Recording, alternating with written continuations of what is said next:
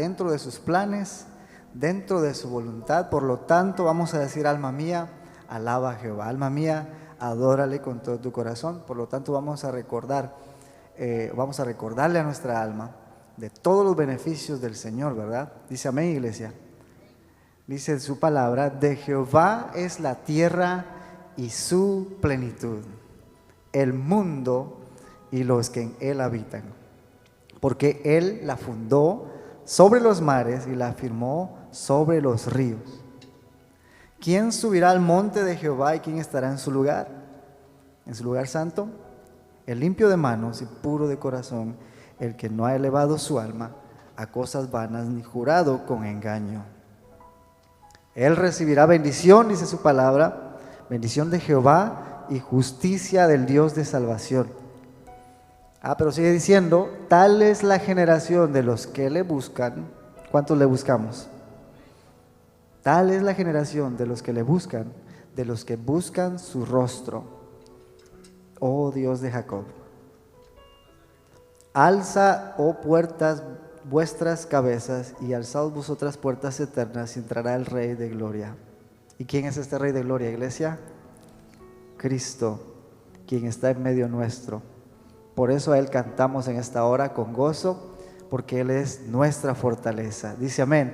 A ver, puedes saludar al que está ahí al lado, dígale: gózate en el Señor, cantemos con alegría, muéstrele esa sonrisa colgate, y vamos todos juntos a alabar y bendecir su nombre. Gloria sea a Dios. Aleluya. ¿Está listo? ¿Está listo?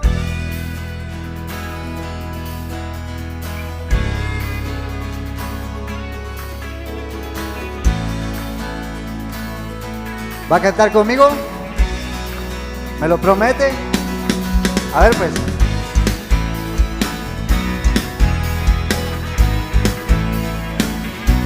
Porque el gozo del Señor es nuestra fortaleza. A ver.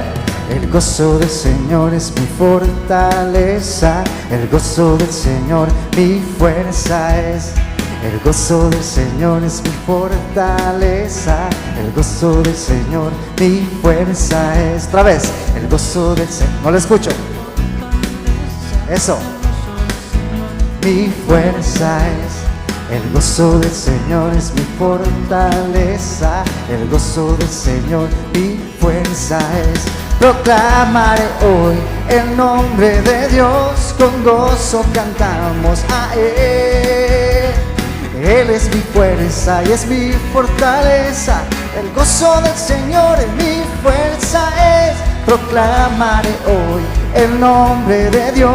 Con gozo cantamos a Él. Él es mi roca y es mi fortaleza. El gozo del Señor es mi fuerza es.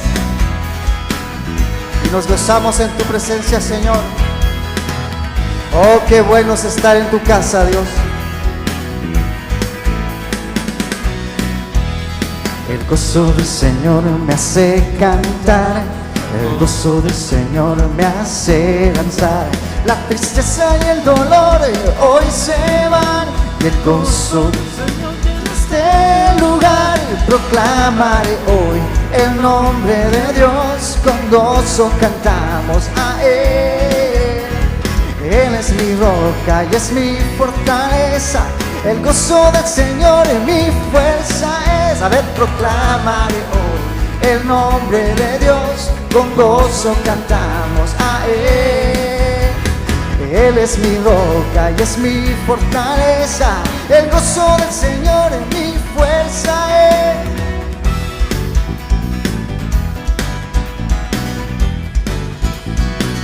¿Para cuántos de ustedes el Señor es su fortaleza?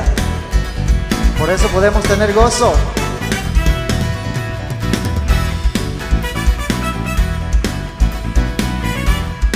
¿Puede repetirlo conmigo? El gozo del Señor. El gozo del Señor. El gozo del Señor. el gozo del Señor, el gozo del Señor, el gozo del Señor, el gozo del Señor, el gozo del Señor, el gozo del Señor es mi fuerza.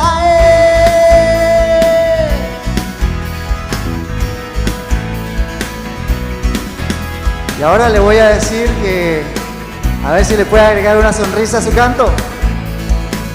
El coro. Proclamaré hoy el nombre de Dios, con gozo cantamos a Él. Él es mi roca y es mi fortaleza, el gozo del Señor es mi fuerza es. Proclamaré hoy el nombre de Dios, con gozo cantamos a Él. Él es mi roca y es mi fortaleza, el gozo del Señor es mi fuerza es. Mi fuerza es, el gozo del Señor es mi fuerza es.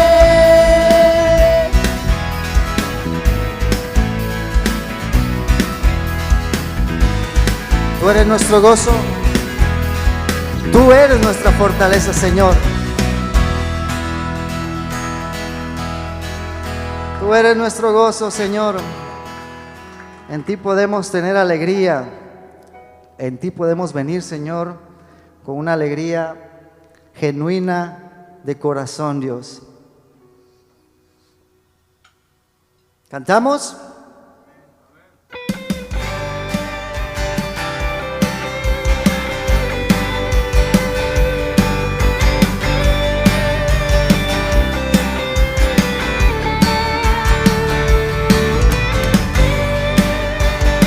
Y hay una responsabilidad que usted y yo tenemos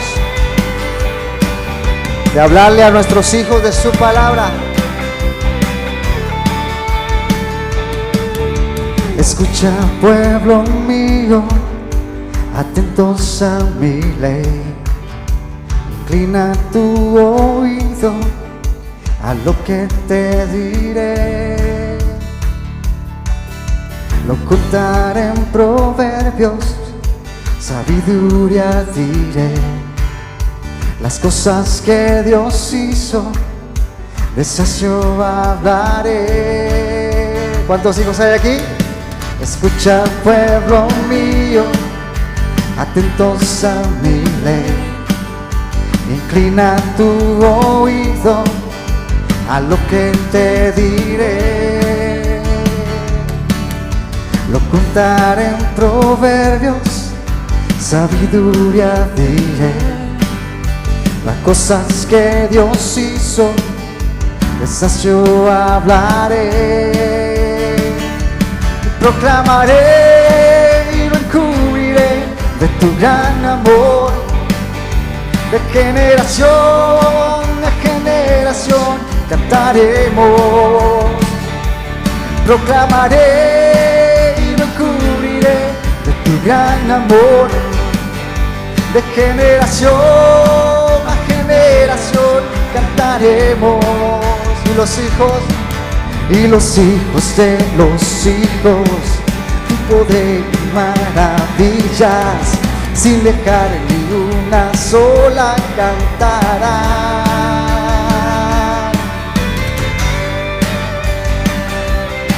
Te alabamos, Señor.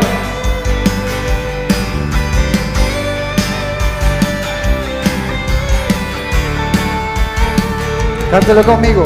Escucha, pueblo mío, atentos a mi ley.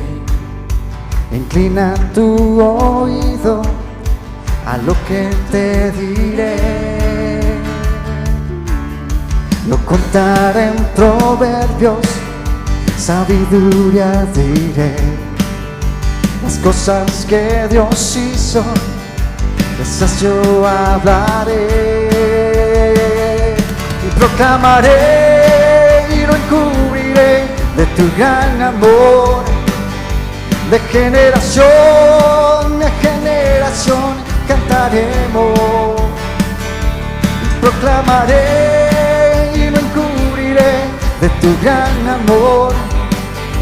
De generación a generación cantaremos, y los hijos de los hijos tu poder y maravillas, sin dejar ni una sola cantarán.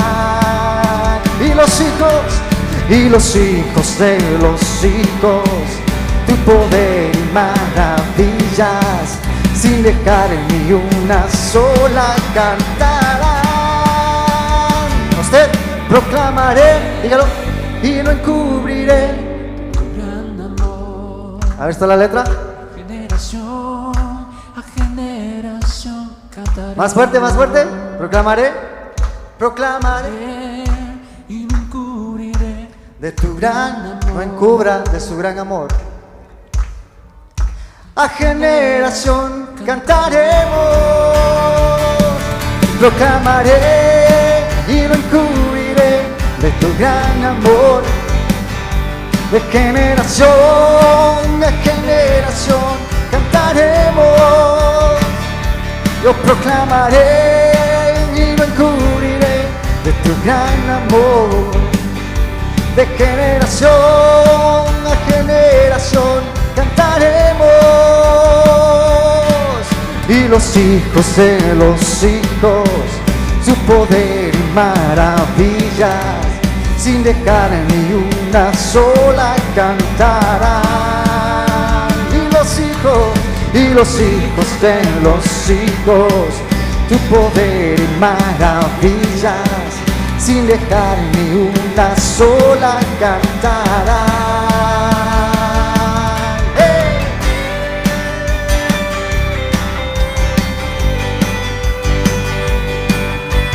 Ni una sola de tus maravillas, ni una sola de tus proezas, Señor, las queremos transferir también a nuestros hijos, a las siguientes generaciones. Para eso también nos llamaste, Dios.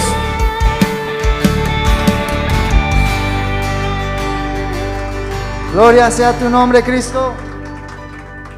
Gloria es a tu nombre, Señor. Solo tú eres digno, solo tú eres santo. A ti sea la gloria, la honra. ¿Cuántos han venido a decirle lo agradecidos que están con el Señor?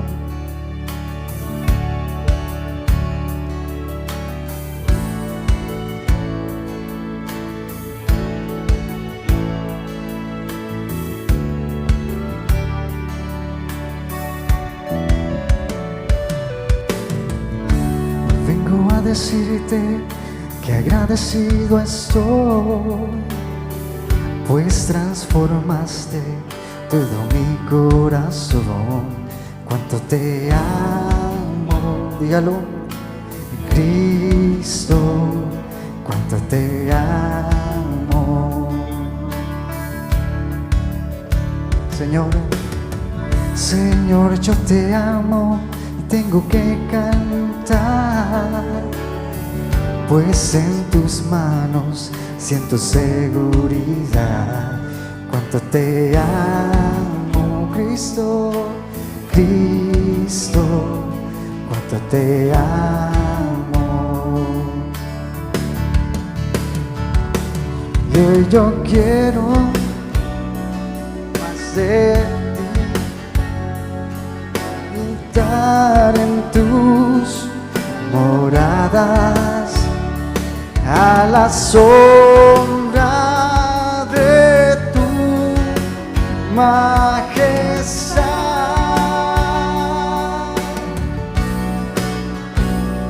Alzo mi vida, alzo mi voz, alzo mis manos hasta el cielo, porque grande es tu fidelidad.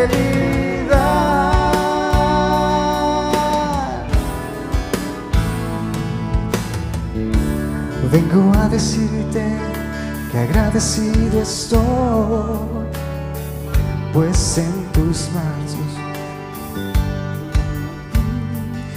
cuánto te amo, Cristo, cuánto te amo. Señor, yo te amo. Señor, yo te amo y tengo que cantar, porque en tus manos siento seguridad. Cuánto te amo, Cristo, Cristo, cuánto te amo.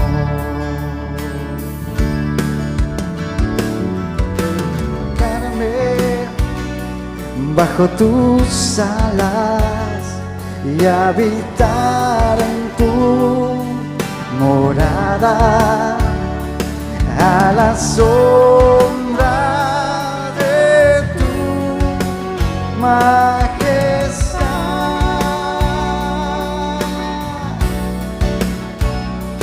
Alzo mi vida, alzo mi voz, alzo mis manos hoy al cielo, porque grande es tu fidelidad.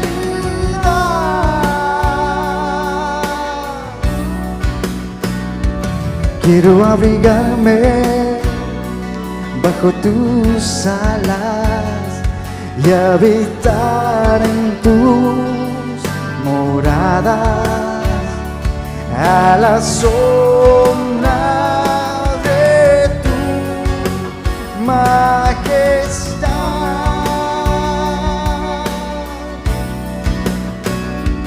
Alzo mi vida, alzo mi voz, alzo mis manos hacia el cielo, porque grande es tu fidelidad.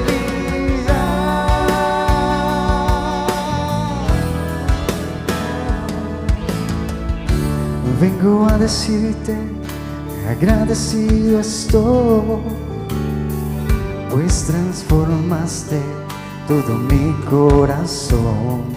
Cuánto te amo, dígaselo a Él, Cristo, cuánto te amo.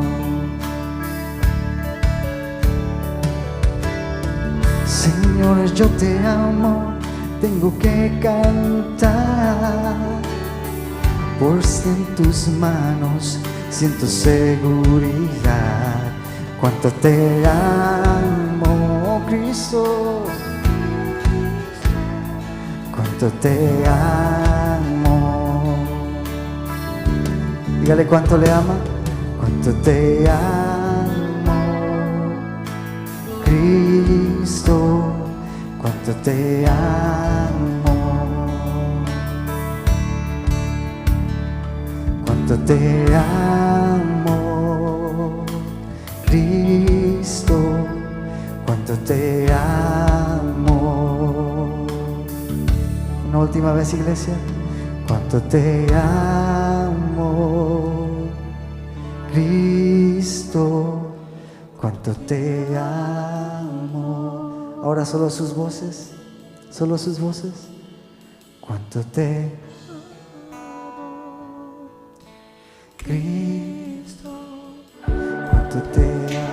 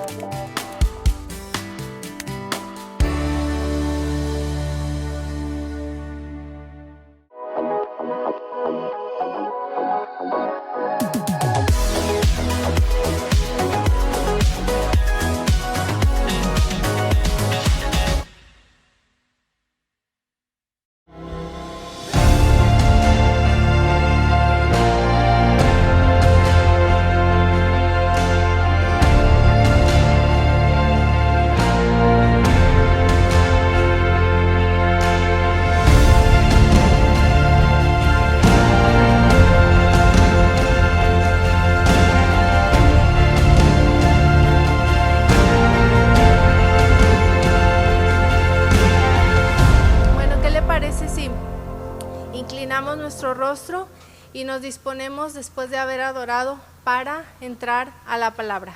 Señor, te damos gracias por este día, te damos gracias por tu presencia. Te damos gracias, Señor, porque tú tuviste a bien reunirnos en esta noche, primeramente para adorarte, para exaltar tu nombre, porque solo tú eres digno y merecedor de la adoración y de la alabanza de tu pueblo. Y también, Señor, porque estamos conscientes de la necesidad que hay en nosotros de tu palabra, de ese alimento que tú tienes para nosotros, de estudiar tu palabra y de que tú nos hables a través de tu espíritu y a través de tu palabra, Señor. Te pido que me des entendimiento y que pueda ser un instrumento en tus manos, Señor, y que mis hermanos puedan recibir tu palabra. Que tu espíritu, Señor, les dé luz y nos dé revelación de ella. En Cristo Jesús. Amén. Bueno, vamos a iniciar con la clase del día de hoy. Acordémonos que estamos estudiando, ¿verdad? ¿Cuál es el tema que estamos estudiando en nuestra serie? El sacerdocio. Gracias a Dios terminamos la clase pasada con las funciones sacerdotales y el día de hoy lo que vamos a estudiar, no lo vamos a acabar a ver todo porque es pues un poquito extenso, pero vamos a ver la primera parte de lo que es las vestiduras del sacerdote. Si me puedes poner la foto número 3, Cris, por favor. Las vestiduras sacerdotales. Yo estoy segura que ustedes a lo largo del cristianismo conocen más o menos, han visto la apariencia que tenían las vestiduras sacerdotales, ¿verdad? Y estoy segura que también algunos de ustedes han tomado algunos estudios. Pero bueno, es como estamos estudiando la Biblia cronológica, este es el tema que nos lleva y vamos a aprender un poquito más y siempre es bueno que podamos aprender.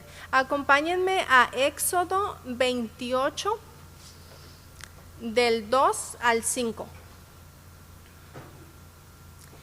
y dice: y harás vestiduras sagradas a Aarón tu hermano para honra y hermosura, y tú hablarás a todos los sabios de corazón a quien yo he llenado de espíritu de sabiduría, para que hagan las vestiduras de Aarón, para consagrarle, para que sea mi sacerdote. Las vestiduras que harán son estas: el pectoral, el efod, el manto, la túnica bordada, la mitra y el cinturón. Hagan pues las vestiduras sagradas para Aarón tu hermano y para sus hijos, para que sean mis sacerdotes. En el versículo 5 dice: tomarás oro, azul, púrpura, carmesí y lino torcido.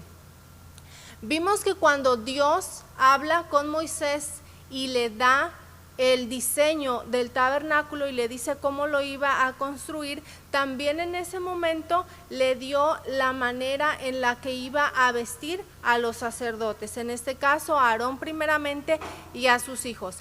La foto que vimos es de la vestidura sacerdotal del sumo sacerdote. Sin embargo, hay una diferencia entre los sacerdotes, los hijos de Aarón, los primeros sacerdotes, y el sumo sacerdote.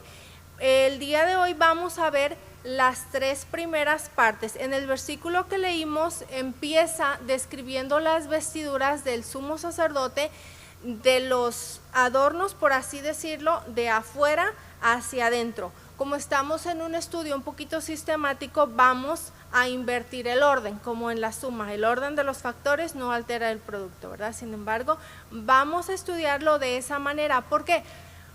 Porque hay una similitud entre el sacerdote, el sumo sacerdote y los sacerdotes tienen la figura de Cristo y la iglesia. Cristo como sumo sacerdote y la iglesia como real sacerdocio que vino por medio del sacrificio de Cristo, que nos ha hecho ahora su pueblo. Entonces, las vestiduras primeras nos representan las diversas funciones y atributos del sacerdocio, pero su propósito en la elaboración de estas vestiduras era para señalar la obra de nuestro sumo sacerdote por excelencia, que es Jesucristo. Si me acompañan a Hebreos 9, 24 al 26, dice así: mas hablando de Jesús, por cuanto permanece para siempre, tiene un sacerdote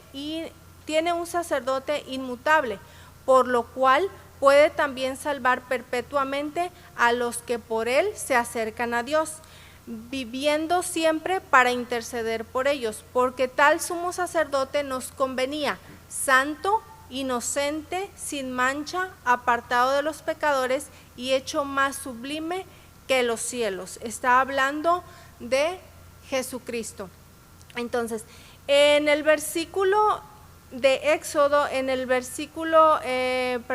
Éxodo 28, capítulo 28, del 42 al 43, dice lo siguiente. Acompáñenme, por favor.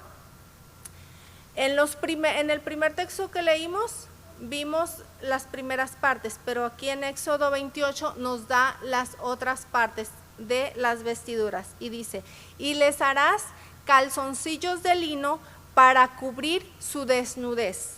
Serán desde los lomos hasta los muslos, y estarán sobre Aarón y sobre sus hijos cuando entren en el tabernáculo de reunión y cuando se acerquen al altar para servir en mi santuario, para que no lleven pecado y mueran. Estatuto perpetuo para él y para su descendencia después de él. Es decir, es una parte de la vestidura sacerdotal que después de que Aarón termine su sacerdocio, obviamente como es una persona, un ser humano, él iba a tener su fin cuando el Señor lo llevará con él.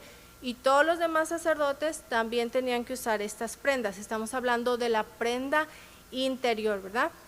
Entonces, primero que todo, la prenda interior de la que nos está hablando ahí, literalmente nos dice que era de lino. ¿Y cuál era la razón de este mandamiento? ¿Por qué Dios habló de una prenda íntima y de ese tamaño? ¿Qué es lo que nos está revelando? ¿Para qué servía? En la parte que leímos decía que era para cubrir su desnudez. Cuando nosotros vamos a la Biblia, al original, literalmente hablando, dice, desnudez se refiere a la parte privada, a las partes íntimas de los seres humanos. Todos sabemos que los calzoncillos son para eso, todos usamos ropa interior, ¿verdad? Entonces, ¿cuál es la diferencia y por qué dice que es de ese tamaño? Dice que era desde los lomos. ¿Qué conocemos como los lomos? La parte baja de la cintura, es decir, toda la cadera, y llega hasta la mitad, un poquito más abajo de la pierna. Es decir, toda la parte íntima del varón tenía que estar completamente cubierta. Recordemos que ellos vienen de Egipto. El pueblo de Israel viene de Egipto. Y en Egipto, ¿qué era todo lo que ellos? Egipto es una representación de el mundo. Entonces en Egipto vimos también que ellos adoraban a muchas deidades y vimos que tenían sacerdotes. Al principio, en la introducción del sacerdocio, vimos que ellos adoraban a muchas deidades. ¿Cuál era la característica de estos servicios? A lo largo de la Biblia también Pablo nos dice, cuando él y Bernabé estaban en Listra, nos habla de un evento que ellos fueron y sanaron a un paralítico y después los quisieron adorar, diciéndoles que era uno Mercurio y el otro Júpiter, y empezaron a traer sacrificios. Entonces Pablo, ¿qué hizo? Rasgó sus vestidos, es decir, se quitó la ropa y se hizo un desastre, ¿verdad? Que Pablo terminó apedreado. ¿Por qué? Porque se rehusó a recibir los sacrificios. ¿Por qué estoy diciendo esto? Porque las reuniones y los sacrificios y las adoraciones que hacían a los pueblos paganos, a sus deidades, eran inmorales. Hacían inmoralidad sexual en la manera de su adoración. Los sacerdotes muchas veces estaban con muy poca ropa o totalmente desnudos.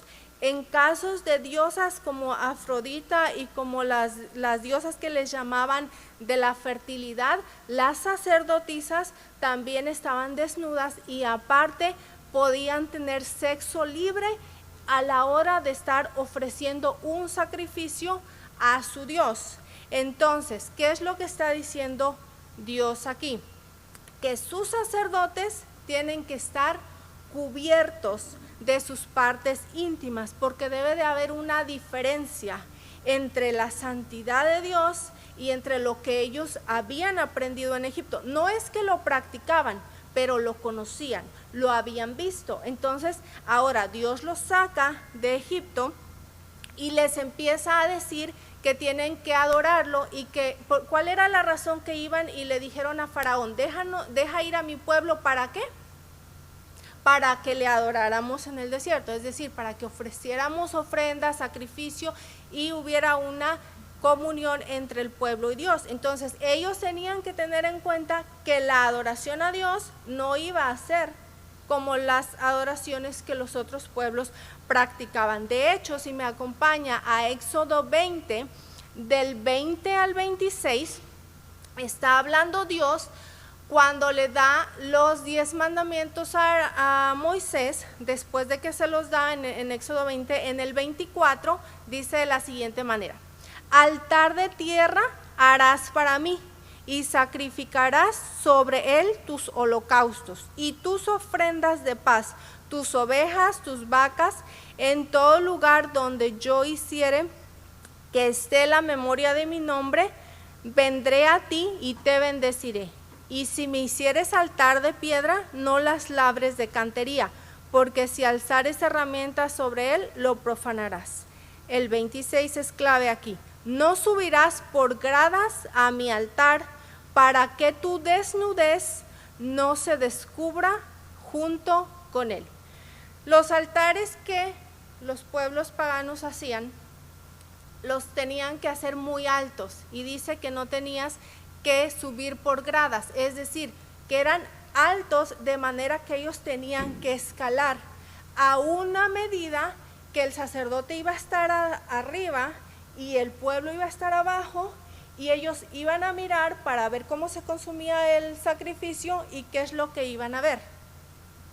La desnudez en este caso del varón.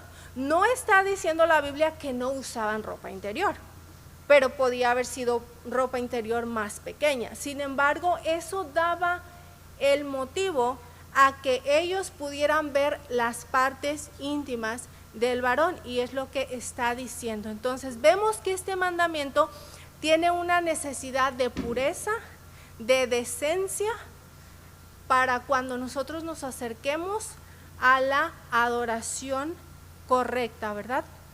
Todos los sacerdotes tienen que estar vestidos adecuadamente, empezando desde abajo. Entonces, cuando Dios le da el modelo del tabernáculo, ya lo estudiamos, en el altar que hizo Moisés en el tabernáculo no era alto. Si se recuerdan, sí salía un poquito alto, como decía aquí, altar de tierra, pero no eran esas montañas que las demás personas hacían en ese tiempo. Era un altar donde sí se podía alzar y sí lo podían ver, pero no era tan alto. Entonces, ¿qué quiere decir Dios con esto? ¿En qué nos acude a nosotros este tema? Hoy en día el hablar de la manera de vestir como que no se toca mucho en los púlpitos, es como un poquito raro. De hecho, voy a generalizar la idea no es hablarle a nadie en específico ni que se sientan ofendidos. Voy a generalizar un poquito. Muchas veces cuando se tocan estos temas como que hay un poquito de rechazo o de sonrojo o de falta de humildad. ¿Por qué? Porque estamos pues obviamente en nuestra naturaleza humana, y muchas veces eso nos confronta, la manera en la que nosotros nos vestimos, tanto los varones como las mujeres. Muchas veces dicen, esta es la moda. Recordemos que los sacerdotes tenían que ser sobrios para distinguir entre lo bueno y lo malo, entre lo santo y lo profano, entre lo limpio y lo inmundo. Entonces, un sacerdote de Dios, nosotros hemos sido llamados a ser sacerdotes del Dios Altísimo, y tenemos que tomar en cuenta que nuestro atuendo, nuestra vestimenta está delante de Dios, pero también está delante de todos nuestros hermanos de la congregación, y tenemos que ser muy cuidadosos en ese aspecto. Las partes específicas literalmente que Dios está hablando, porque podemos decir, bueno, no hay mucho de eso en la Biblia, como que pues no, si usted busca textos, como que específicamente no es una gran inmensidad de textos. Sin embargo, la inmoralidad sexual se basa en eso, en las partes íntimas del cuerpo, y desde Génesis hasta Apocalipsis nosotros podemos ver que Dios está, la inmoralidad sexual está reprobada delante de Dios. Entonces, en Primera de Timoteo, si me acompañan a Primera de Timoteo 2 del 9 al 10, dice así: asimismo, que las mujeres se atavíen de ropa decorosa, con pudor y modestia, no con peinados ostentosos, ni oro, ni perlas, ni vestidos costosos, sino con buenas obras, como corresponde a mujeres que profesan piedad. Esta parte está hablándole Pablo a Timoteo. Recordemos que Timoteo era un hombre joven cuando empezó a pastorear, era muy joven, entonces él necesitaba pues mucha instrucción y no tenía la experiencia de Pablo o de un pastor más grande. Entonces este joven lo ponen en la iglesia y él tiene que tratar este asunto. Pablo le tiene que hablar a Timoteo y le tiene que decir: Timoteo, esta es la manera como una mujer piadosa se tiene que vestir. Podemos decir, bueno, eso es para las mujeres, ¿qué tiene que ver con los varones? Aplica a todo. ¿Por qué? Porque estamos aprendiendo que somos sacerdotes. Los sacerdotes del hogar de los hombres tienen que tener cuidado de cómo se visten, sobre todo ellos y su familia. Al principio del texto que leímos decía que las vestiduras sagradas, ¿cuál era el propósito? ¿Qué decía en la primera parte? Si le pusimos atención, que era para honra y hermosura. Honra para la persona, pero a la misma vez para dar honra a Dios. Y hermosura es porque la hermosura y el tipo de hermosura que Dios ve es totalmente opuesto al estándar de hermosura que el mundo tiene. La manera que está hablando aquí de cubrir las partes íntimas es totalmente opuesto a lo que el mundo nos ofrece hoy en día. Hoy en día usted prende su televisión o prende cualquier cosa, un anuncio y todo está plagado de sensualidad, de personas, sea tanto hombres como mujeres, dando mucho énfasis en pronunciar el cuerpo, la silueta de la mujer, la silueta del hombre, y esto está totalmente en contra de lo que Dios ordena para sus sacerdotes, para sus hijos, para sus hijas. Entonces, las madres, las grandes, dice también en la palabra que las más grandes en edad y en experiencia, tenemos que dirigir a las más pequeñitas, a las hijas que estamos formando, a las hermanas también, las más pequeñas, se les llama a aquellas que son nuevas en la fe y que vienen del mundo, y que pues en el mundo es obvio que se van a vestir como ellos se visten, pero una vez entrando en la iglesia, si hay una persona que es más grande en el evangelio, puede presentarle de una manera en amor, en el temor de Dios, pero con la palabra, porque si nosotros estamos viendo, está hablando Dios directamente de estos temas. Entonces, la pureza, la honestidad y el recato deben de ser la manera en la que un sacerdote y una hija de Dios y un hijo de Dios debe vestirse, ¿verdad? No debemos olvidar que dice la palabra que en el estudio que estamos viendo, recordemos que todo apunta a Cristo, que el santuario ahora somos nosotros donde habita Cristo, y que ese santuario debe de vestirse de una manera adecuada para que Cristo pueda vivir ahí. También recordemos que nuestro vestuario dentro de la iglesia no debe de ser uno y afuera, porque estoy trabajando o porque estoy allá, pues me voy a vestir de diferente manera. porque Dios no solamente habita en nosotros cuando estamos en la iglesia, Dios habita en nosotros permanentemente. El cristiano no tiene dos vidas, no tiene una vida secular y una vida de iglesia o una vida espiritual, es una sola vida, pasamos de muerte a vida, estamos en el mundo pero no caminamos conforme el mundo camina. Entonces tenemos que tener en cuenta todo esto para que guardemos la honra, demos honor a Dios y demos honor a nosotras mismas. El apóstol Pedro en Primera de Pedro 3 al 4 también aborda un poco de este tema, hablando a las mujeres directamente, y dice: vuestro atavío no sea el externo de peinados ostentosos, de adornos de oro, de vestidos lujosos, sino el interno del corazón, el incorruptible, ornato de un espíritu afable y apacible, que es de gran estima delante de Dios. Y aunque no vemos aquí la palabra que está diciendo literalmente que cubras tus partes íntimas, está diciendo que seas tu atavío no sea el externo, es decir, que no procures exteriorizar tus partes íntimas para llamar la atención o para sentirte bien o para sentirte aceptado o aceptada, o para que le des más importancia a tu manera física de vivir, a tu manera que las personas recepten. El vestuario habla mucho de la persona y muchas veces dice un dicho, ¿verdad? Como te ven, te van a tratar. Si una persona anda exhibiéndose demasiado, pues obviamente va a haber falta de respeto.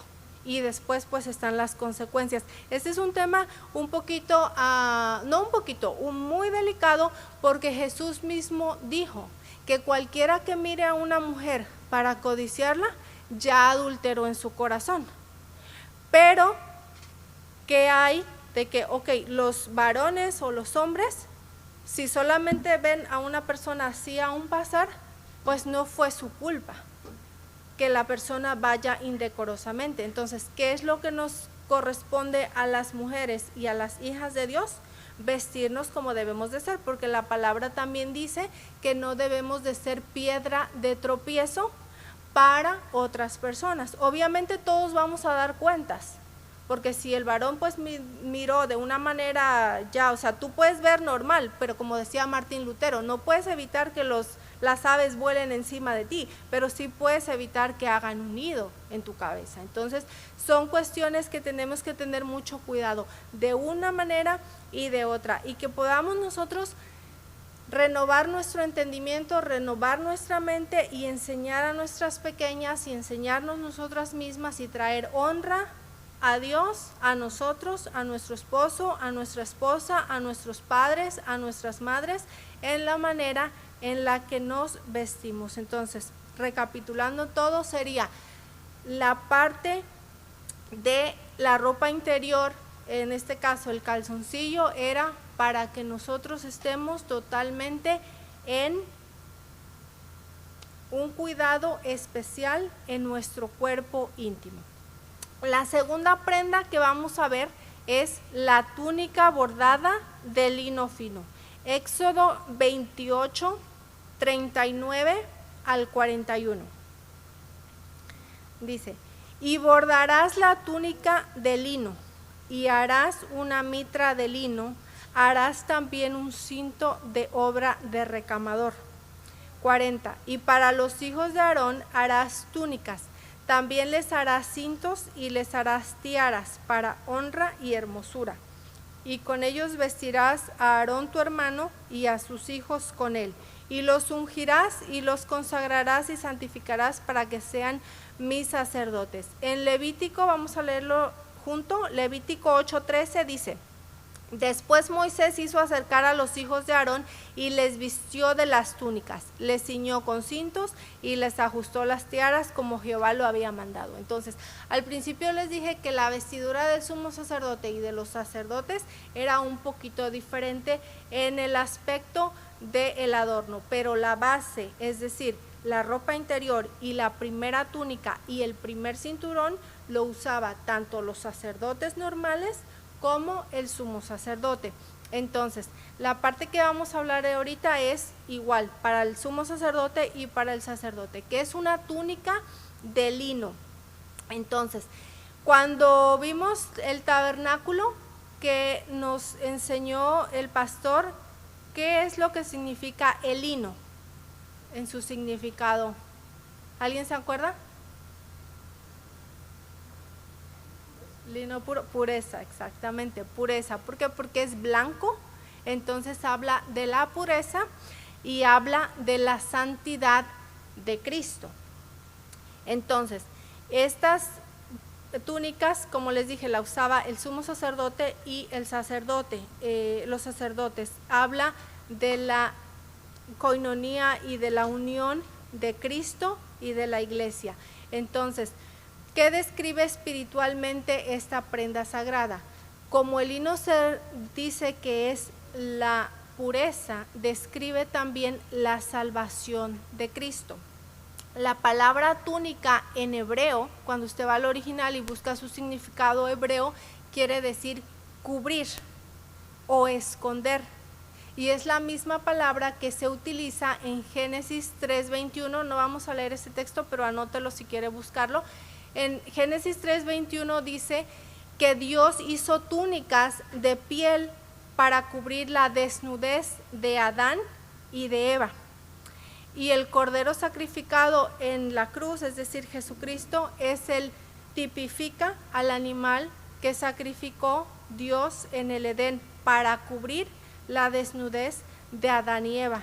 Entonces, Cristo nos cubre del pecado con su muerte ante el Señor.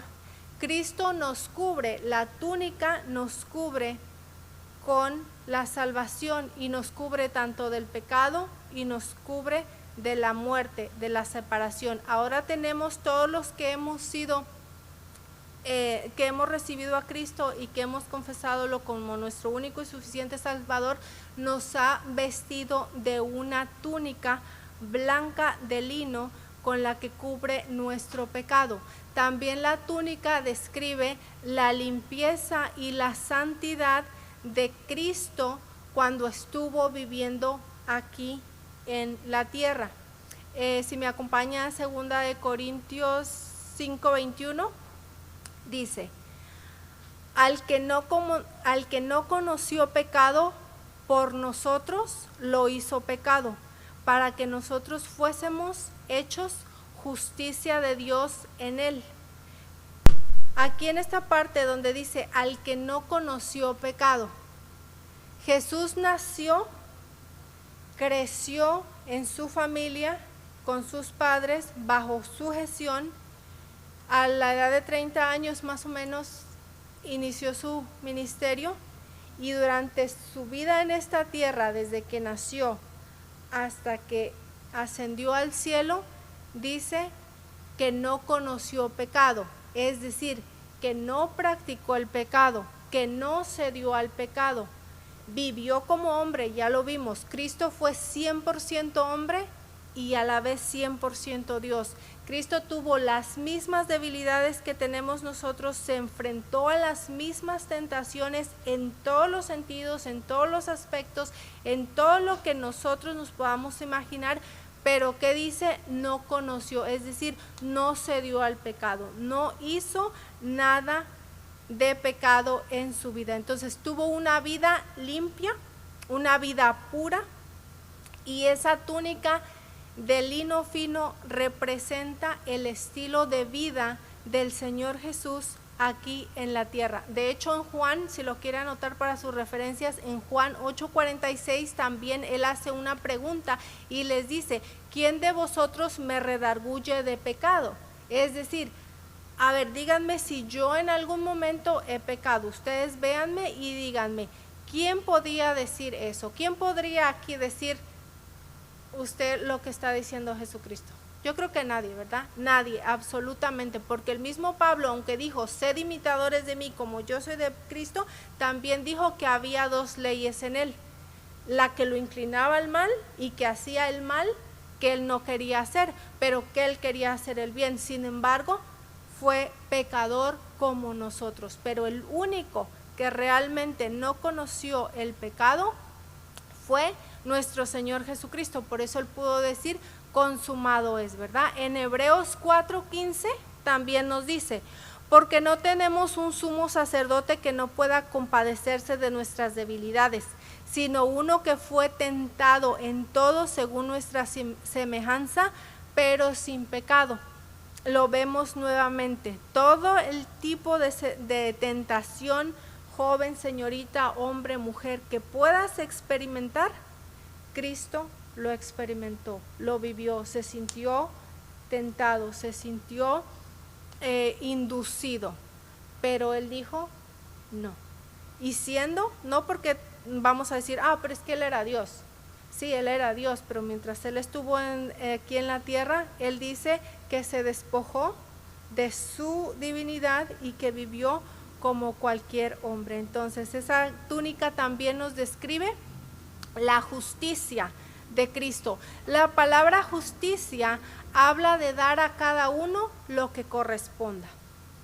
En Romanos 6, al final del versículo 6 nos dice que la paga del pecado es muerte, mas la dádiva de Dios es vida eterna. Si nosotros decimos que la justicia es dar a cada uno lo que merece, lo que le corresponde de acuerdo a su vida, ¿qué es lo que nos correspondería a toda la humanidad? La muerte, la separación. Sin embargo, la justicia de Cristo es la que nos reviste. Moisés vimos que después de que lavaba en la consagración del sumo sacerdote, vimos que Moisés lavaba al sacerdote y después Moisés lo vestía, ¿verdad? ¿Quién es el que nos cubre a nosotros? Ya Cristo nos lavó, ahora nos cubre con su justicia, nos da la túnica. Cristo es quien nos justifica, Cristo es quien nos pone la túnica de lino blanca. En Romanos 5:18, acompáñeme, dice, así que como por la transgresión de uno vino la condenación a todos los hombres, de la misma manera por la justicia de uno vino a todos los hombres la justificación de vida. Solamente por la justicia, por el pecado de uno, pues toda la humanidad se perdió, pero al mismo tiempo por la justicia de Cristo, toda la humanidad puede ser justificada, ha sido justificada, todo aquel que en él cree, ¿verdad? Y Romanos 10:4 también nos dice, porque el fin de la ley es Cristo, o sea, todo nos apunta a Cristo, para justicia a todo aquel que en él cree. Y Gálatas 2:16 nos dice también, sabiendo que el hombre no es justificado por las obras de la ley, sino por la fe de Jesucristo. Es muy importante aquí, no dice la fe en Jesucristo. Sí tenemos que tener fe en Jesucristo para ser acreedores de la justificación, pero la justicia no viene por la fe que nosotros tenemos en Cristo, sino la justicia fue por la fe de Jesucristo. O sea, Él hizo todo, Él es el autor y el consumador de la fe. Entonces dice, nosotros también hemos creído en Jesucristo para ser justificados por la fe de Cristo nuevamente, es decir, por lo que Él hizo y no por las obras de la ley, por las obras de la ley nadie puede ser justificado. Cuando nosotros creemos en Jesucristo, con la túnica blanca de lino, con su pureza, nos da salvación. Así como Adán y Eva fueron cubiertos de su desnudez, de su pecado, Dios nos vistió con una túnica blanca. Hay muchas personas, así como Adán y Eva, que cuando se vieron desnudos, intentaron taparse, ¿verdad? Y así hay mucha gente en la actualidad y a lo largo de la humanidad han querido cubrirse, han querido ser su propia justicia, han querido decir, bueno, yo no necesito a Dios, yo soy bueno, yo no le hago daño a nadie, yo me porto bien, yo tengo mi familia así, moralmente soy, pues se puede decir un estándar así, yo no mato, no robo, no eso, no lo otro. ¿Qué es eso? Justicia del hombre. ¿Qué dice Isaías? Que nuestras obras, nuestras mejores obras delante de la obra de Cristo es comparado ¿a qué? A un trapo de inmundicia. Pero me vas a decir, bueno, hermana, entonces dice que nosotros somos ahora que hacemos obras de justicia. Sí, es verdad, pero cuando nosotros nos queremos justificar delante de Dios por nosotros mismos sin Cristo, es cuando todas nuestras obras son nada. Lo peor que le puede pasar a una persona es presentarse delante de Dios en su propia justicia o con sus propios méritos. Por eso dice en la palabra que por gracia sois salvos, y esto es don de Dios para que nadie se gloríe, es decir, para que no diga por mis obras soy salvo. Somos salvados y hacemos obras buenas y obras de justicia, lo vamos a ver más adelante, pero no son nuestras obras las que nos salvan ni las que nos justifican delante de Dios, porque una persona puede ser muy buena, puede dar mucha caridad, puede hacer muchas cosas desde un ámbito de que la humanidad lo ve, pero si no recibió la justicia de Cristo, cuando llegue delante de Dios, ¿qué es lo que merece esa persona? La muerte, el infierno, literalmente. Si esa persona se presenta solamente con lo que ella hizo en la vida y no se presenta con Cristo, revestido de la túnica blanca de Cristo, entonces no tiene la justicia de Cristo. Por eso nosotros damos gloria y alabanza, porque Él nos ha vestido con una túnica de lino, ¿verdad? Todos aquí estamos vestidos con esa túnica, ¿verdad? Amén. Amén. Mire lo que dice Isaías 61:10. Y esto nos llena de gozo y nos hace descansar. Nos hace descansar porque Dios es el que hace todo por nosotros. Mire lo que dice Isaías 61:10. En gran manera me gozaré en Jehová. Mi alma se alegrará en mi Dios, porque me vistió con vestiduras de salvación. Me rodeó de manto de justicia, como a novio me atavió y como a novia adornada con sus joyas. Qué belleza lo que hace Dios con nosotros, que nos viste y nos da su salvación, nos da su justicia, y ahora podemos ver que en síntesis de lo que acabamos de leer, la túnica de lino representa salvación, santidad y justicia en Cristo Jesús, aplicada a nosotros. Amén. La próxima parte que vamos a ver de la vestidura es el cinto de la túnica.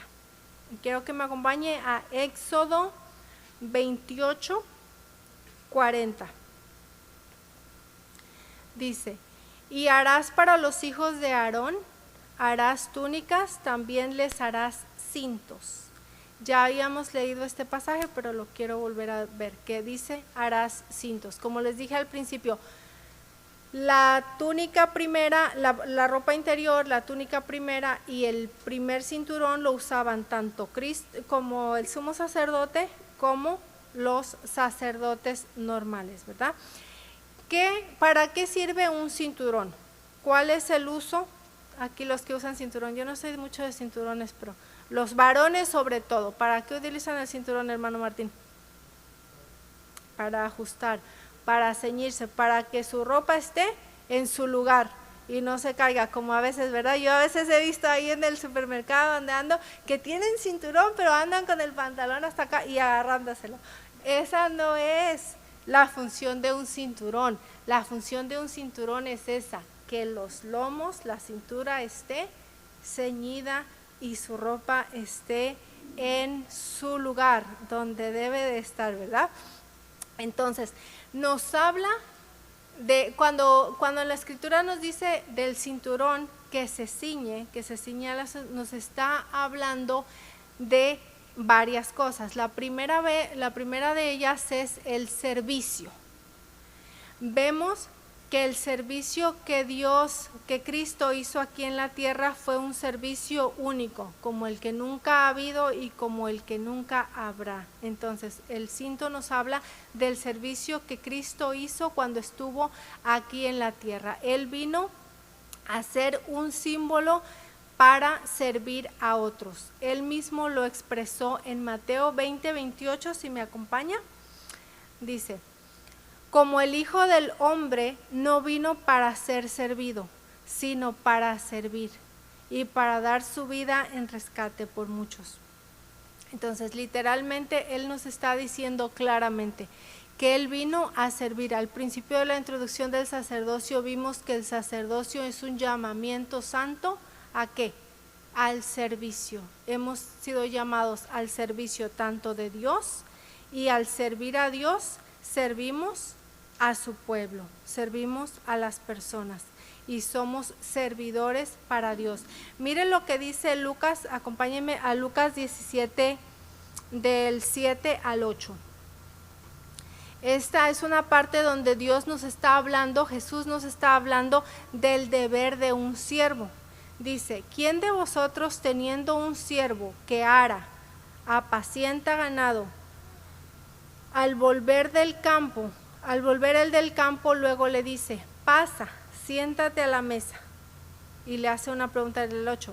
¿No le dice más bien: prepárame la cena, cíñete y sírveme hasta que haya comido y bebido, y después de esto come y bebe tú? ¿Qué es lo que está diciendo? Es decir, si nosotros tenemos un siervo, un servidor a nuestro servicio, y él está arando, él está apacentando, él está así, y él llega a la casa y pues usted es el amo, usted tiene ese servo, usted es el amo. Usted le dice: pasa, siéntate, te voy a preparar la comida, mira, ya trabajaste, ya hiciste. ¿Eso es lo que hace un amo con su siervo? No, ¿verdad? Como que suena raro. Por eso le dice en el 8, no, le dice más bien: prepárame la cena, cíñete, o sea, sigue trabajando, ya fuiste a arar, ya hiciste esto, ya hiciste lo otro, pero ahora cuando llegues a la casa, como eres mi siervo, prepárame la cena, cíñete y sírveme hasta que haya comido y bebido, y después de que termines de hacer, pues ya puedes ir y comer. ¿Qué es lo que nos está diciendo? ¿Quién hizo eso con nosotros? Cristo. Jesús hizo eso con nosotros. Él vino y nos sirvió y nos sigue sirviendo y todavía nos está sirviendo, y todavía nosotros, ¿qué es lo que hacemos? Muchas veces como que evadimos un poquito el servicio a todos, pero vemos claramente que el Señor Jesucristo vino a servir. En Juan 13 al 4, no sé si te lo puse ahí, pero solamente es un versículo que dice que cuando estaba Jesús en la última cena con sus discípulos antes de ir al huerto del Getsemaní, que fue lo que hizo a mitad de la cena. Sabemos que la cena en aquel tiempo era de 3 tiempos o 4 más o menos, y a mitad de la cena, entre tiempo y tiempo, ¿qué hizo Jesús? Se levantó, se ciñó la toalla y se puso a lavar los pies de sus discípulos y les dijo: lo que yo hago ahorita ustedes no lo entienden, pero lo van a entender. Y nos muestra nuevamente el servicio, nos muestra que desde que Él empezó su ministerio hasta que ascendió al cielo, estuvo sirviendo en todo tiempo. En una también de las ocasiones, no traigo la cita, pero usted la conoce claramente, dijo que su pan, su comida, era hacer la voluntad de su Padre. También Él dijo que todo lo que Él tenía que hacer aquí era hacer la voluntad del Padre. Es decir, Él sabía que su tiempo aquí en esta tierra era medido. Él sabía que sus años aquí en la tierra eran medidos, y que mientras Él estuviera aquí había venido con un propósito y había venido a cumplir con un servicio. La pregunta para nosotros es: Nosotros sabemos que nuestra vida aquí es pasajera, que es un tiempo y que hay algo que hacer mientras vivimos aquí. Sí, ¿verdad? Espero que sí, que vivamos así como Cristo vivió. También nos habla de que Jesús no solamente vino a servirnos aquí en la tierra, sino que también Jesús tiene un servicio en el cielo. Él dijo, voy a ir a preparar morada para ustedes, para que donde yo esté, ustedes también puedan estar, ¿verdad? Entonces, todavía también dice la palabra, si me pueden acompañar a Hebreos 9:24. En Hebreos 9:24 dice, porque no entró Cristo en santuario hecho de manos, figura del verdadero, sino en el cielo mismo para presentarse ahora por nosotros ante Dios. Y en Hebreos 7:25 dice, por lo cual puede también salvar perpetuamente a los que por él se acercan a Dios, viviendo siempre para interceder por ellos. Nos dice que Jesús está a la diestra del Padre haciendo ¿qué? Intercesión por todos sus santos, intercesión por todos sus hijos. O sea que Jesús no ha terminado de servir. Terminó la etapa aquí en la tierra cuando dijo consumado es, y la victoria que ganó, pero Él sigue delante del Padre intercediendo por nosotros. ¿No le llena de gozo saber que Dios mismo, el Hijo de Dios, está delante del Padre intercediendo a favor suyo? A mí sí. A mí me llena mucho de gozo el saber que el Dios del cielo sabe que existimos, sabe su nombre, sabe sus necesidades, sabe de qué tiene necesidad, sabe cuáles son sus luchas y Él está delante de Dios para interceder por nosotros, ¿verdad? Entonces vemos que el cinturón habla de servicio, pero así como el servicio de Jesús, así estamos nosotros llamados a servir. Quiero que me acompañen a Primera de Pedro 1:13, porque el cinturón es, como dijimos, para que estar ceñidos, para estar listos para el servicio. Pero lo primero que tenemos que ceñir cuando venimos delante de Dios, nos lo dice Pedro, y dice, Primera de Pedro 1:13, por tanto, ceñid los lomos de vuestro entendimiento, sed sobrios y esperar por completo en la gracia que se os traerá cuando Jesucristo sea manifestado. ¿Qué nos está diciendo el apóstol Pedro en esta parte? Hablamos de que los lomos es la parte baja de la cintura, pero ahora nos está hablando de los lomos de nuestro entendimiento. Es decir, que lo que también nos tenemos que ceñir son nuestros pensamientos. Significa que nuestro entendimiento tiene que estar listo para el servicio, que tenemos que renovar, es decir, prepararnos para la acción, como por ejemplo, vas al trabajo y te dispones a que trabajes, sobre todo las personas que trabajan físicamente, que tienen que hacer fuerza, muchos de los que pueden trabajar en obras, necesitan como un cinturón para estar protegidos, para que no vaya a haber como una lesión en la espalda, es una protección. Entonces, cuando nosotros ceñimos la parte de nuestro entendimiento, nuestros pensamientos, estamos haciéndolo, estamos protegiéndolo, estamos poniéndolo listos. Como en Efesios 6:14 nos dice, ¿con qué vamos a ceñir los lomos de nuestro entendimiento? Nos lo dice Pablo, dice, estad pues firmes, ceñidos vuestros lomos con la verdad y vestidos con la coraza de justicia. Entonces, ¿dónde es que nosotros tenemos la verdad de Dios? La verdad de Dios la tenemos en el corazón y en la mente. En otra parte de la escritura, no traigo la cita, pero dice, renovaos en nuestra mente, ¿verdad? Por medio de la renovación de nuestra mente.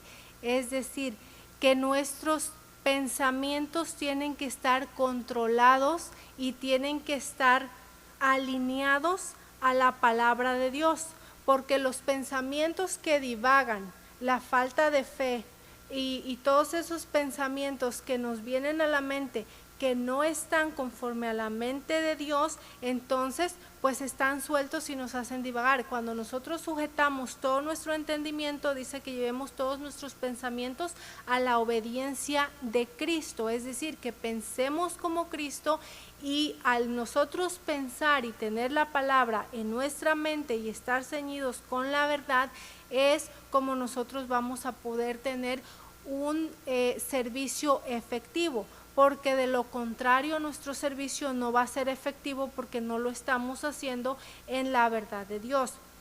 También es muy importante porque no estamos ciñéndonos con nuestra fuerza, sino estamos ciñéndonos con la verdad de Dios, estamos preparándonos con la verdad de Dios. Salmo 18:32, si lo quiere anotar, dice: Dios es quien me ciñe de poder y quien hace perfecto mi camino. Entonces, si tú también en otra parte de la escritura dice, hablándole a los jóvenes, acuérdate de Jehová en los días de tu juventud, antes de que venga el día malo en el cual digas no tengo contentamiento.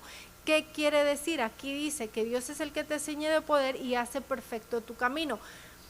Cuando somos jóvenes, nosotros ya que somos grandes fuimos jóvenes y podemos entender a nuestros jóvenes que ellos están en una manera de que quisieran ya ser grandes y ya tener todo y ya estar bien ahí, pero dice, acuérdate de tu Creador en los días de tu juventud, para que cuando tú llegues a grande no estés frustrado, como a lo mejor está frustrado tu papá o tu mamá o alguien grande. Espero que nadie de aquí estemos frustrados, pero muchas veces sí o no, a ver, los hermanos que ya somos mayores, no los jóvenes, los papás, sí o no, no sé a qué hora usted vino a Cristo, pero si no vinieron a Cristo de que eran pequeñitos, sí o no, por lo menos yo soy la primera que a mí sí me hubiera gustado. Yo sí digo, porque yo no conocía a Jesús cuando yo era una niña, porque no hubiera cometido la cantidad de errores que cometí, pero el tiempo no lo podemos volver atrás.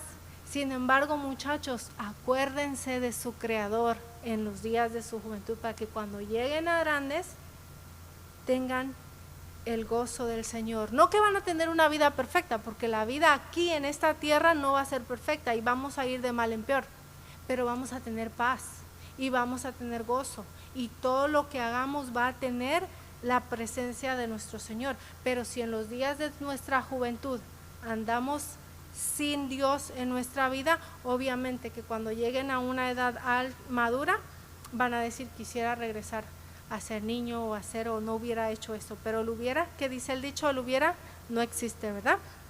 También en Efesios 2:10, acompáñenme, dice,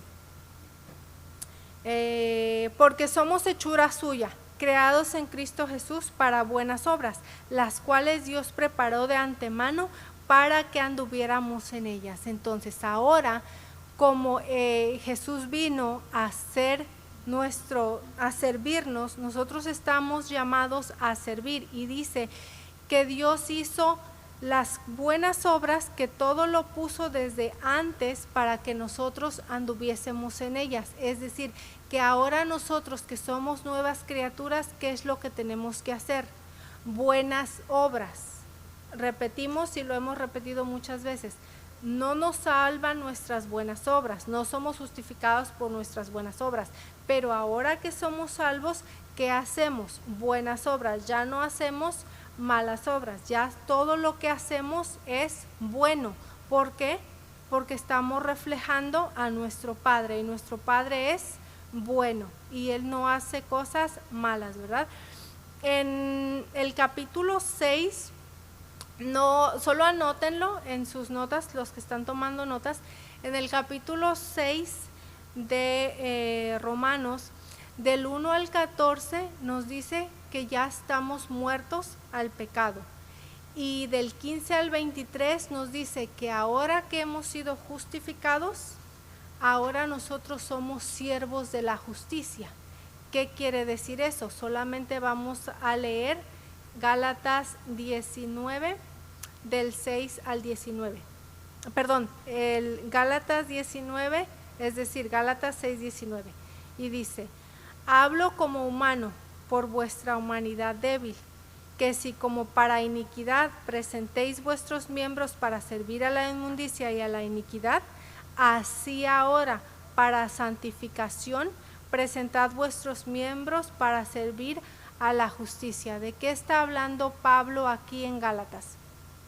Nos dice, como les dije en los primeros versículos, que ahora somos hijos de la justicia y que ahora que somos hijos de la justicia tenemos que servir y hacer obras justas. Y en el versículo 23 más abajo nos vuelve a decir, porque la paga del pecado es muerte, pero la dádiva de Dios es vida eterna para los que creen en Jesucristo. Entonces todo esto nos lleva al punto de que somos llamados a servir. Acompáñenme a Apocalipsis 19:8. Dice, y a ella, ¿a quién? ¿Quién es ella? ¿De quién está hablando? De la esposa de la iglesia. Dice, y a ella se le ha concedido que se vista de lino fino, limpio y resplandeciente. Y mire lo que nos dice después, porque el lino fino es las acciones justas de los santos. Nos está diciendo que el único justo, ¿quién es? Cristo, ¿verdad? En todo lo que leímos. Pero ahora nos está hablando de acciones justas de los santos. ¿Quiénes son los santos? Nosotros, la iglesia. Entonces, hemos sido llamados a hacer ¿qué?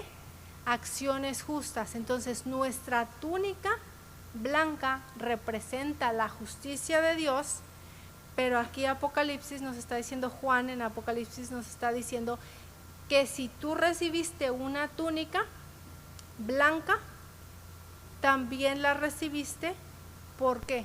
Porque hiciste obras de justicia, porque pasaste de la muerte a la vida y ahora tu trabajo, tu servicio, sea en la iglesia, sea fuera de la iglesia, sea en tu casa, tu primer ministerio como padre, como madre, es tu hogar, y así como tú vas a recibir tu túnica blanca, vas a recibir también las coronas de acuerdo al servicio que hemos hecho aquí en la tierra. Entonces, los hijos de Dios, los sacerdotes de Dios, tenemos un trabajo que hacer.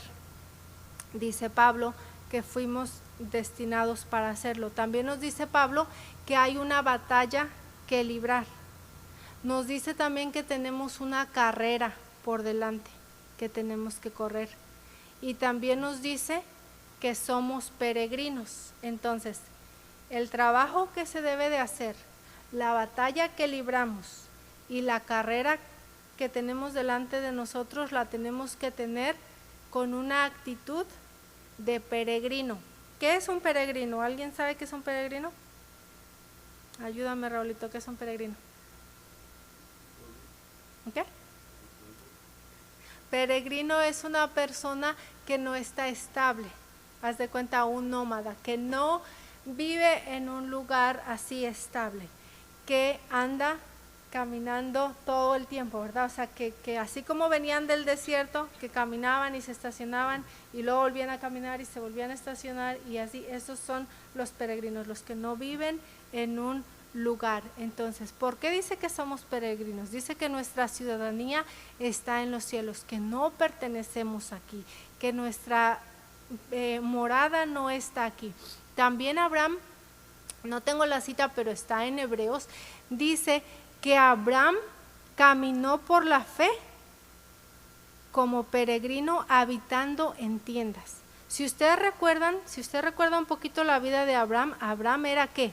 Riquísimo, tenía mucho dinero, tenía muchas posesiones. A Abraham, Dios lo engrandeció de una manera impresionante, pero dice que por la fe habitó en tiendas. ¿Qué es una tienda? Pues lo que vimos del tabernáculo, ¿verdad? Nada más es una carpita. ¿Qué nos dice esa carpa? Esa pequeña tienda tú la puedes quitar a la hora que tú quieras e irte. Es decir, Abraham, con todo ese dinero que tenía, con todas esas posesiones, No dijo, bueno, esta tierra me gusta, me voy a establecer aquí, me voy a hacer un castillo. Pudo haberse hecho un castillo, una fortaleza tan grande, pero ¿qué dice? Que él se sostuvo como viendo al invisible, y que él dijo que no iba a hacerse, o sea, que él iba a habitar en tiendas porque iba a llegar hasta donde Dios le había dicho que llegara. A veces nosotros nos queremos acomodar y vivir la vida como que aquí fuera lo único, ¿verdad? Nos aferramos tanto a la vida aquí terrenal. No es malo que trabajes, jóvenes, no es malo que estudies, que quieras tener una buena carrera, no es malo, al contrario, es bueno. Qué bueno que quieras estudiar, qué bueno que quieras trabajar, qué bueno, padre, que le influyas a tu hijo que quiera hacer algo, pero no nos olvidemos cuál es nuestra meta, que todas las cosas que tenemos aquí son pasajeras. ¿Qué dijo Jesús? Es mejor, o sea, ¿de qué le sirve al hombre ganar el mundo, pero si pierde su alma? El establecernos y vivir en este mundo, corremos el gran riesgo de que esa alma sea perdida. Pero si corremos la carrera, si peleamos la batalla y si trabajamos como peregrinos, como lo hizo Dios, como lo hizo Jesús mismo aquí en esta tierra, que Él sabía lo que había venido, Él no, o sea, así como vimos que fue tentado en todo, así Él pudo haber dicho, a ver, voy a hacer esto, voy a hacer negocios, no, Él no vino a hacer esto. Él no vino a hacer eso, Él vino a cumplir la voluntad de Dios. ¿Conoces cuál es la voluntad de Dios en tu vida? No lo conteste, cada uno sabe. Si no lo conocemos, si todavía no tenemos ese entendimiento de lo que Dios, del llamado que Dios ha hecho, preguntémosle, sometámonos a Dios, busquémoslo en oración y preguntemos, Señor, está bien, ¿qué don, qué talento me has dado? ¿En qué te puedo servir? ¿Cuál es el área que tú quieres que yo trabaje mientras yo esté aquí en la tierra? Porque así como es difícil, como les digo, nosotros los adultos sabemos que estuvimos en un momento que era difícil elegir una carrera. O sea, ¿qué quieres estudiar? Y yo creo que varios de los jóvenes que están aquí les preguntamos, ¿qué quieres estudiar? Y no sé, como que es difícil, ¿verdad? Como que todavía estás ahí, como que no tienes bien definido. Pero si tú vas delante de Dios y le preguntas y llevas tus anhelos y llevas tus planes y Dios te los aprueba, qué bueno. Pero y si vas sin ningún plan, Él te va a dar un plan. Si tú tienes unos, antes de hacerlos, te recomiendo que los lleves delante de Dios. Si Él te los aprueba, ok. Pero si no tienes nada, ya seas adulto, ya seas joven, ya seas niño, vengamos delante de Dios y preguntémosle, Señor, ¿cuál es el llamado que tú tienes? Pero siempre y cuando sea para la gloria y para la honra de Dios. Como conclusión, tenemos que estos 3 objetos que se hicieron eran de ¿qué? Los 3 objetos que vimos, de lino fino, ¿verdad? De lino blanco, de lino puro, de lino resplandeciente. Y todo eso nos apunta a la salvación, a la justificación y al servicio de lo que Cristo ha hecho con nosotros. Inclina su rostro, vamos a darle gracias a Dios. Señor, te damos gracias por este tiempo, te damos gracias porque nos has hablado, Señor, de cosas que quizás ya sabíamos, pero que siempre nos hace falta enfatizar, recordar, porque tú nos has creado, Señor, para la alabanza de tu nombre. Tú nos has creado para darte gloria, para darte honra y para vivir una vida que agrade a ti, Señor. Toda esta enseñanza, todo esto que estamos hablando de las vestiduras del sacerdote, nos apuntan a tu voluntad, nos apuntan a Cristo, nos apuntan a tu persona.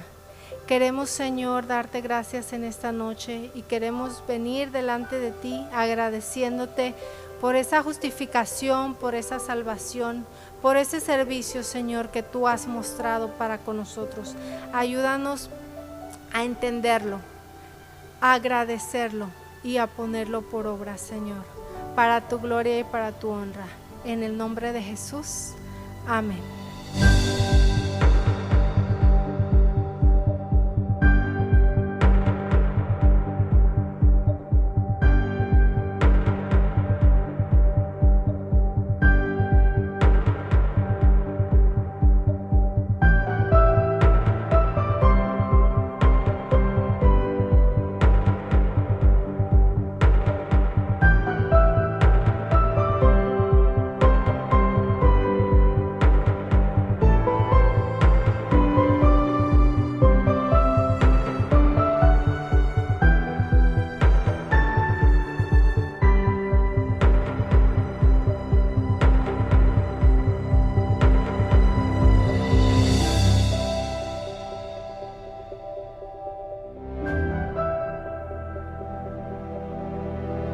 Amén.